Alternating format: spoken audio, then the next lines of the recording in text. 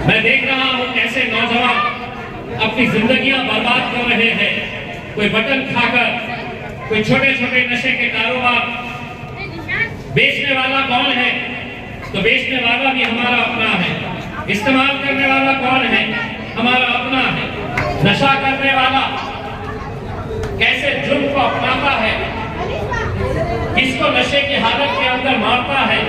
हो सकता है कि उसका शिकार आप भी हो सकते हैं, मैं भी हो सकता हूं। अगर किसी को लगता है कि मेरे पड़ोस में, मेरी गली में, मेरे मोहल्ले के अंदर ये कारोबार चल रहा है, करने वाला जो है वो गुंडा है, तो ये समझ लीजिएगा, अगर वो गुंडा है तो हम भी इतने शरीफ नहीं है। कारोबार कौन कर रहा है, किस इलाके के अंदर, किस मोहल्ले के अंदर कौन कर रहा है, ये हरसूल के अंदर दिल्ली गेट के ऊपर बैठ के इम्तियाज अली को अगर पता चल सकता है। बेचने वाला कौन है, किस गली के अंदर कौन ये कारोबार कर रहा है।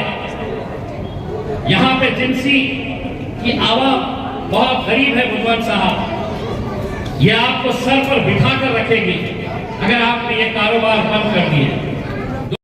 इतिहाद और मुस्लिम में एक ताकत बनकर खड़े रहेगी, नहीं करने देंगे।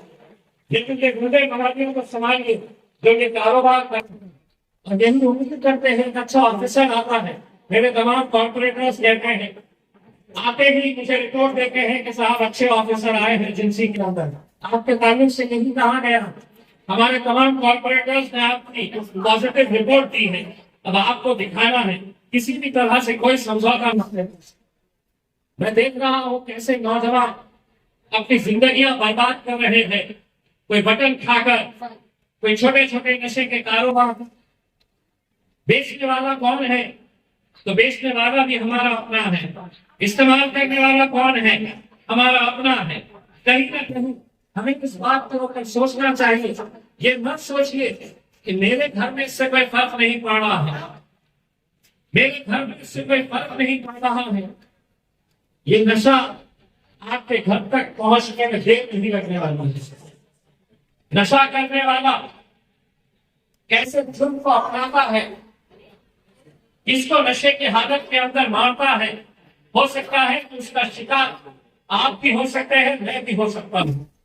हमें कहीं ना कहीं सबको मिलकर आकर इस नशे की लत को हमें छुड़वाना पड़ेगा।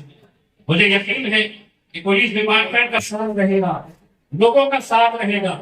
अगर किसी को लगता है कि मेरे पड़ोस में, मेरी गली में, मेरे मोहल्ले के अंदर ये कारोबार चल रहा है, करने वाला जो है वो गुंडा है, तो ये समझ लीजिएगा, अगर वो गुंडा है तो हम भी इतने शरीफ नहीं है।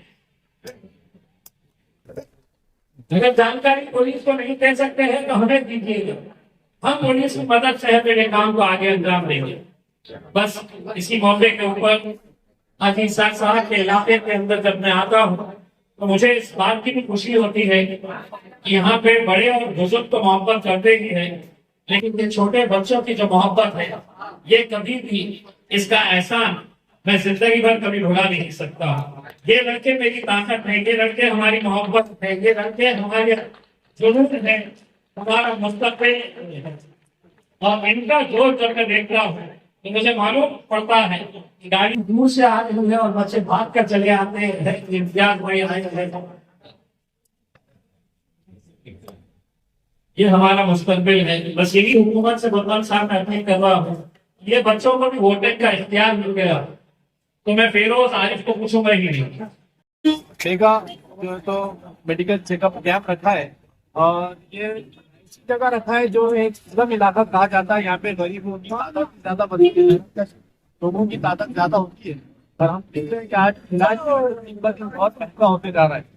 और डॉक्टर की फीस के साथ साथ जो दवाएं भी बहुत महंगी होती है। तमाम लोगों की तरफ से हाजी खान साहब का शुक्रिया अदा करूंगा, उन्होंने ना सिर्फ मेडिकल सर आवाज नहीं आती बराबर, दवाएं भी ठीक है चले गया ना मेरा भाई वहीं पर एक अफसोस करना चाहता हूँ। नीचे हो साहब ने जो दवाएं नीचे हो मैंने ऊपर लगा और हाथ से नीचे कर दूं। ये कहीं ना कहीं सियासी नेता तो ये बात पसंद नहीं आई और वो अपनी सत्ते से इतने नीचे चले गए कि उन्होंने जाकर इस बात की कंप्लेन जो है तो डीन को किए कि भाई आपने इनको मुफ्त में इतनी सारी दवाएं कैसी थी। तो डीन साहब का भी शुक्रिया अदा करूंगा कि उन्होंने ये कहा कि गरीबों के अंदर जा रही है, अगर आपके अंदर हिम्मत है और आपके अंदर अगर ताकत है तो आप एक लेटर दीजिए, ऐसी मेडिकल कैंप लगाइए और मेडिकल कैंप लगाकर आप मुझसे दवाएं मांगे, आपको इससे डबल क्वांटिटी में देता हूँ। तो इतनी निचले स्तर पर कुछ सियासी लोग जा सकते हैं, हमने सोचा नहीं था। खैर आप आपका काम करिए, हमारा मजलिस का काम है कि सिर्फ लोगों के काम आना, इंशाल्लाह वो करते रहेंगे।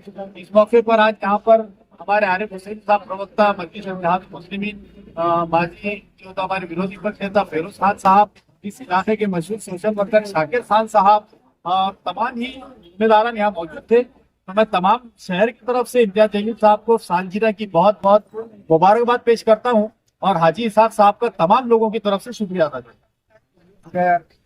इसमें सब डॉक्टरों ने जिसने साथ दिया सबका शुक्रिया अदा करता। उसी के साथ साथ हमारे खासदार इम्तियाज जलील साहब आए, उनका भी शुक्रिया अदा करता। असल सिद्दीकी साहब, फिरोज खान साहब, हमारे आरिफ हुसैन साहब और मेरी जो टीम जिसने मेरे को पूरा महीने भर जो साथ दिया, तो पूरी टीम का शुक्रिया अदा करता। क्योंकि मैं मेरे एक अपने अकेले से नहीं होता कि हमारी पूरी टीम ने काम कर लिया। और ये कैंप मजलिस इत्तेहाद मुस्लिमीन की तरफ से जानिब से रखा गया था। मैं एक सिर्फ सिपाही में इमाम का जो एक कार्यकर्ता है, बाकी ये काम मजलिस से कर सकती है। जैसा हमारे गठ नेता साहब ने कहा, कुछ लोग ये उन्हीं को भी इशारा है कि तुम पिछले कई साल से थे, 11 साल से, फिर भी अल्हम्दुलिल्लाह जो काम आप लोग ने किए मजलिस ने वो काम औरंगाबाद में करेंगे और करते रहेंगे इंशाल्लाह। आप फिर से मैं तमाम मेरे मेहमानों का मैं शुक्रिया अदा करता हूँ, महल्ले वालों का, दोस्तों का, बुजुर्गों का, सबको। सर चुनाव पड़ेगा तो आप देख रहे हैं अखबार में आ रहा है जन्म प्रमाण पत्र, इसके बारे में भी आपको विचार रखते हैं आने वाले वक्त में रखा जाएगा आने वाले वक्त में? इंशाल्लाह आने वाले वक्त में हम हमारे टीम से मशवरा करके आगे चल कर भी बहुत जल्दी से उसका ऐलान करेंगे। आशम एडवोकेट फिजा पटेल साहब और जनाब आरिफ हुसैन साहब इमाम के प्रवक्ता, उनका भी इस्तेमाल किया जाता है। हमारे मुख्तार भाई साहब का भी इस्तेमाल किया जाता है और हाजी इसाक खान साहब की जानिब से आए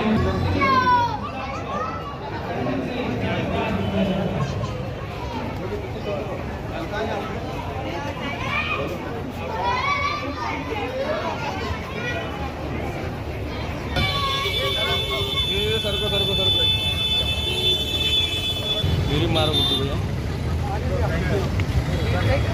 भैया एक फोटो ले।